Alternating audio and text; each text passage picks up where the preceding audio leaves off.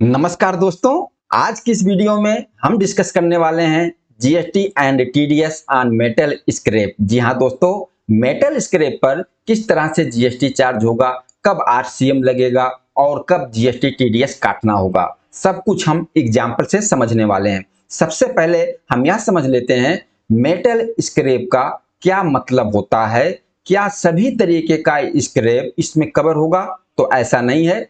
उन सभी आइटम्स का स्क्रैप कवर होगा जो कस्टम टैरिफ एक्ट में चैप्टर 72 से लेकर चैप्टर 81 तक कवर किया गया है।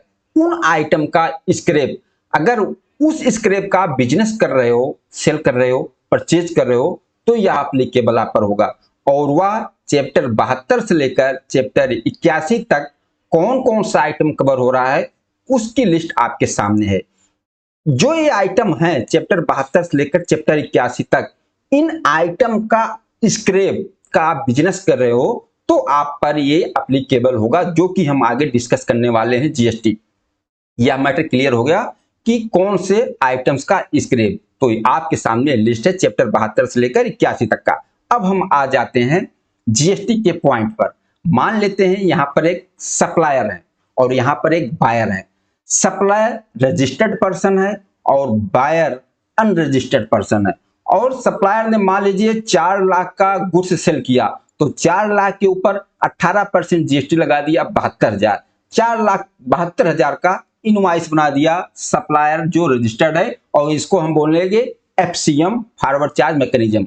अब यहां पर बायर अनरजिस्टर्ड है, इसको ना आईटीसी मिलेगी, जीएसटी में कोई इनपुट भी नहीं मिलेगा और कोई टीडीएस भी एप्लीकेबल नहीं होगा। यह तो बिलिंग हो गया एफसीएम में सप्लायर रजिस्टर और बायर अनरजिस्टर्ड। ओके, अब यहां पर मान लेते हैं जो सप्लायर है, सेलर है, वह अनरजिस्टर्ड पर्सन है और जो बायर है वह रजिस्टर्ड पर्सन है।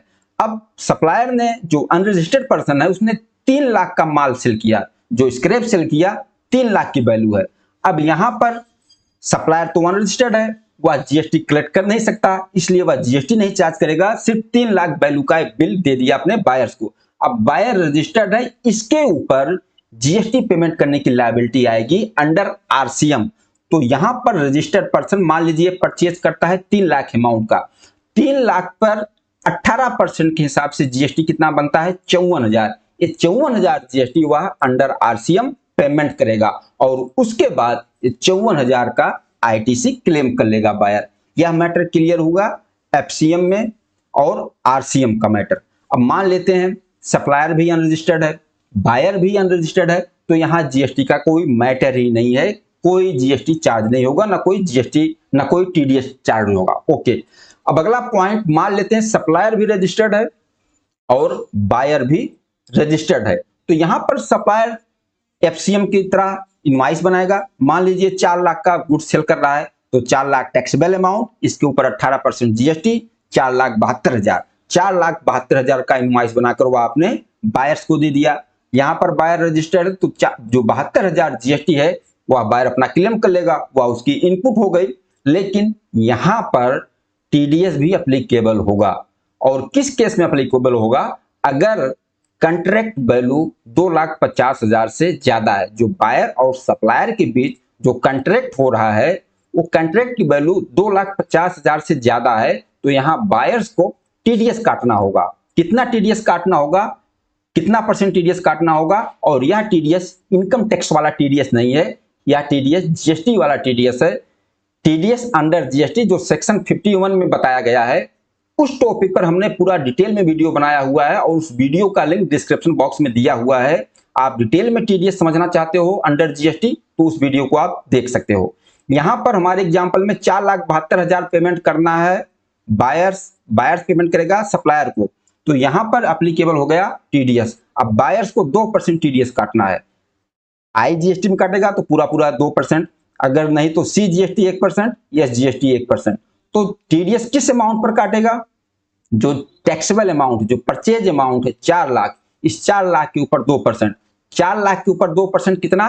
8,000 रुपया जीएसटी बनता है। तो 4,72,000 पूरा पेमेंट बायर्स नहीं करेगा, इस 4,72,000 में से 8,000 टीडीएस काटकर 4,64,000 अपने सप्लायर को पेमेंट करेगा। ओके, तो क्या जो सप्लायर के पास जो रजिस्ट्रेशन है उसी रजिस्ट्रेशन में वह टीडीएस भी काटेगा और नॉर्मल भी बिजनेस करेगा? नहीं, टीडीएस के लिए उसको अलग से रजिस्ट्रेशन लेना पड़ता है, उसको सेपरेट नया रजिस्ट्रेशन लेना होगा जिसमें सिर्फ वह टीडीएस की ट्रांजैक्शन करेगा, किससे कितना टीडीएस डिडक्ट किया उसका डिटेल, उसकी रिटर्न फाइल करेगा, टीडीएस का पेमेंट करेगा। ओके, उसके लिए अलग से टीडीएस रजिस्ट्रेशन लेना पड़ेगा और उसके लिए वह जो बायर टीडीएस डिडक्ट करेगा, रिटर्न कौन सी फाइल करेगा? GST return, GST return 7 file करता है, जो कि हमने अपने उस चैप्टर में पूरा डिटेल में बताया हुआ है टीडीएस अंडर जीएसटी वाले वीडियो में। ओके, अब यहां पर एक कंडीशन और है, अगर कॉन्ट्रैक्ट वैल्यू 2.5 लाख से भी ज्यादा होता है फिर भी टीडीएस नहीं कटेगा। किस केस में? अगर लोकेशन ऑफ सप्लायर और place of supply same state में है और बायर्स का रजिस्ट्रेशन किसी दूसरे स्टेट में है तो वहां पर बायर्स टीडीएस नहीं डिडक्ट करेगा। ओके दोस्तों, यहां तक का मैटर मुझे उम्मीद है क्लियर हो गया होगा कि ये स्क्रैप मेटल वाला क्या मैटर है, मेटल स्क्रैप कौन सा मेटल स्क्रैप होगा, किस तरीके से जीएसटी लगेगा, किस तरीके से आरसीएम लगेगा और टीडीएस कब डिडक्ट करना होगा। ओके, आगे हम समझ लेते हैं registration for only RCM supply. देखिए, अगर आप ऐसा कोई गुड्स है जिसकी सप्लाई आप सिर्फ और सिर्फ आरसीएम में करते हो, आप टैक्स नहीं कलेक्ट करते हो, सिर्फ आरसीएम में करते हो, अगर मेटल स्क्रैप की सप्लाई आप कर रहे हो, जिसकी हम बात कर रहे हैं मेटल स्क्रैप, अगर आप थ्रेशोल्ड लिमिट क्रॉस नहीं किए हो, थ्रेशोल्ड लिमिट के अंडर हो, तो आपको जीएसटी नंबर लेने की रिक्वायरमेंट नहीं होगी। लेकिन अगर आप थ्रेशोल्ड लिमिट क्रॉस कर जाते हो फिर आपको जीएसटी नंबर लेना पड़ेगा, जीएसटी रजिस्ट्रेशन की रिक्वायरमेंट आपको होगी अगर आप मेटल स्क्रैप में ट्रांजैक्शन कर रहे हो। अदर गुड्स है, अगर अदर गुड्स है सिर्फ आप आरसीएम में सप्लाई कर रहे हो, सिर्फ आरसीएम, तो यहां पर अगर आप थ्रेशोल्ड लिमिट क्रॉस भी कर जाते हो फिर भी आपको आरसीएम रजिस्ट्रेशन लेने की रिक्वायरमेंट नहीं होती है, या थ्रेशोल्ड लिमिट के अंदर हो फिर तो आपको रिक्वायरमेंट ही नहीं है। मतलब अगर मेटल स्क्रैप की ट्रांजैक्शन है, थ्रेशोल्ड लिमिट आप क्रॉस कर जाते हो तो आपको रजिस्ट्रेशन लेना पड़ेगा। अदर गुड्स है तो इसमें अगर सिर्फ ओनली आरसीएम में सप्लाई है तो आपको रजिस्ट्रेशन नंबर लेने की जरूरत नहीं है। दोस्तों, यहां तक ये मैटर अपना क्लियर हो गया जीएसटी ऑन मेटल स्क्रैप वाला, और इस वीडियो के बारे में बताना यह वीडियो आप लोगों को कैसा लगा। नमस्कार, धन्यवाद।